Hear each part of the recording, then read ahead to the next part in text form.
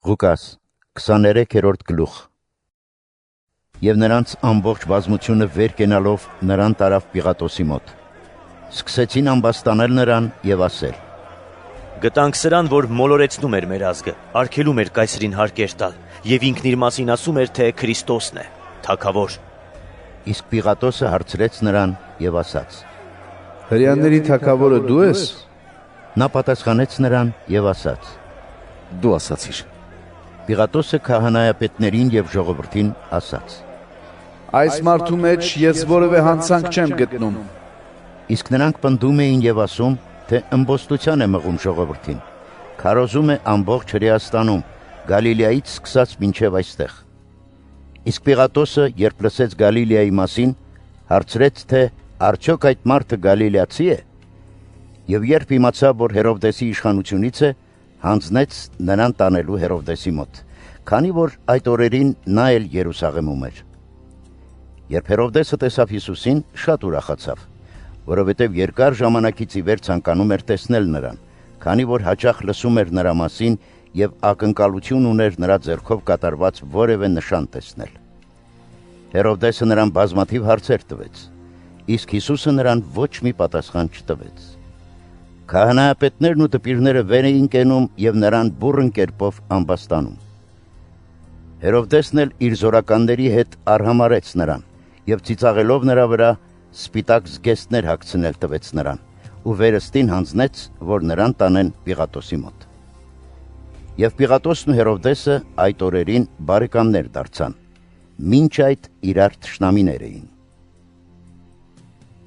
Պիղատոսը կանչեց քահանայապետներին, իշխանավորներին եւ ժողովրդին ու ասաց.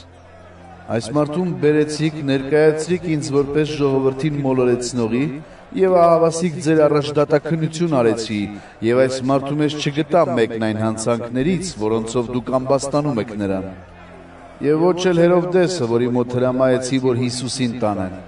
Արդ նա մահվան արժանի ոչինչ չի արել, ուստի եւ նրան գանահարել կտամ եւ կարձակեմ։ Որովհետև հարկավոր էր յուրաքանչյուր տոնի արդիվ մի բանտարկյալ արձակել նրանց համար։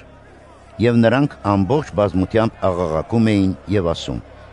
Նրան վերացրու եւ արձակիր մեզ համար Բարաբային, որը քաղաքում պատահած մի խռովության եւ սպանության համար բանտարկվել էր։ Պիղատոսը նորից սկսեց խոսել, որովհետև կամենում էր Հիսուսին արձակել, բայց նրանք կրկին աղաղակում էին ու ասում. Խաչը հանիր նրան։ Եվ նա երրորդ անգամ ասաց նրանց. Ինչ չար բան է արել սա։ Նրա վրա մահվան արժանի որևէ հանցանք չգտա, գանահարել կտամ եւ կարձակեմ։ Իսկ նրանք բարձրաձայն ստիպում էին եւ ուզում, որ նրան խաչը հանի։ Եվ նրանց ու քահանայապետների ձայներն ավելի էին ուժեղանում։ Եվ Պիղատոսը հավանություն տվեց, որ նրանց պահանջը կատարվի։ Նա արձակեց Բարաբային, որը խռովության եւ սպանության համար բանտ էր նետված, եւ որին էլ հենց ուզում էին, իսկ Հիսուսին հանձնեց նրանց կամքին։ Երբ նրան առան գնացին, բռնեցին Սիմոն Կյուրենացի անունով մեկին, որը հանդից էր գալիս։ Նրա վրա դրեցին խաչը, որ այն բերի Հիսուսի հետևից։ Եվ նրա հետևից գնում էր ժողովրդի մի մեծ բազմություն, եւ կանայք, որոնք կոծում էին ու ողբում նրան։ Հիսուսը դարձավ եւ ասաց նրանց. Երուսաղեմի դուստրեր, ինձ վրա լաց մի եղեք, այլ լաց եղեք ձեր եւ ձեր որդիների վրա, որովհետեւ օրեր պիտի գան, երբ մարդիկ պիտի ասեն. Երանի չբեր կանանց եւ նրանց, որոնք բնավ չծնեցին եւ կրծքով չսնեցին։ Այն ժամանակ մարդիկ կասեն լեռներին. ընկեք մեզ վրա եւ բլուրներին ծածկեք մեզ, որովհետեւ երբ դալար փայտին այսպես անեն, չորին ինչ կպատահի։ Ուրիշ երկու չարագործներ էլ բերեցին նրա հետ սպանելու համար։ Երբ հասան Գագաթ կոչված տեղը, այնտեղ նրան խաչը հանեցին։ Իսկ չարագործներին էլ մեկին աջ կողմը, մյուսին ձախ կողմը խաչեցին։ Եվ Հիսուսն ասաց. Հայր, ներիր դրանց, որովհետև չգիտեն, թե ինչ են անում։ Եվ նրա հանդերձները բաժանելու համար վիճակ գցեցին, իսկ ժողովուրդը դիտում էր։ Իշխանավորները նրանց հետ ծաղրում էին նրան եւ ասում. Ուրիշներին ազատես, թող ինքն իրեն էլ ազատի, եթե դա է Քրիստոսը, Աստծո ընտրյալ որդին։ Զինվորներն էլ ծաղրում էին նրան։ Առաջ էին գալիս, քացախ էին մատուցում նրան եւ ասում. Եթե դու հրյաների թագավորն ես, փրկիր ինքդ քեզ։ Եվ նրա խաչի վրա մի գրություն կար, գրված հունարեն, լատիներեն եւ եբրայերեն գրերով. Սա է հրյաների արքան։ Իսկ կախված ճարագործներից մեկը հայոյում էր նրան եւ ասում. Դու չես Քրիստոսը, փրկիր ինքդ քեզ եւ մեզ։ Նրա ընկերը նրան սաստելով պատասխան տվեց եւ ասաց. Աստծուց չես վախենում։